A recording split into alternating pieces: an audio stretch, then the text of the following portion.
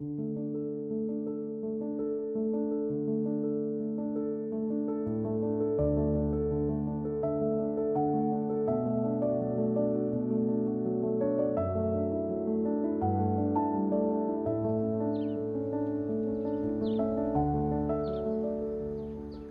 a 34 female patient.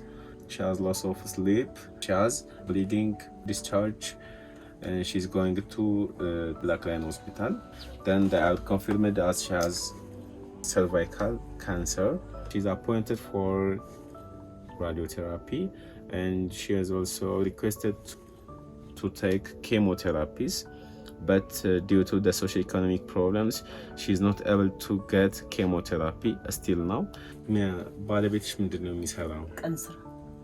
He's a day laborer. ቀን ስራ ነው ሲያገኝ የሚሰራ። If he did not get a job, he doesn't make money. So this makes her to isolate from the social events, just freeing from the social events. And I will go to the churches. When people see at the church area the bleeding, they may stigmatize me. So she found Hospice Ethiopia. We were a program to call two patients from the Black Lion Hospital at the radiation list, and we asked her, do you need home care visit? So she said us, yes, I need a home care visit. So we came to her home. We give her sanitary pad.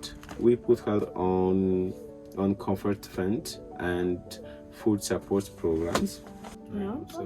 She's requesting one thing, that is the medical support. If I got that treatment, I will be happy. So she said, I have no words to explain my feelings towards Hospice Ethiopia. So Hospice Ethiopia have a great improvement on my life. She's very thankful for Hospice Ethiopia.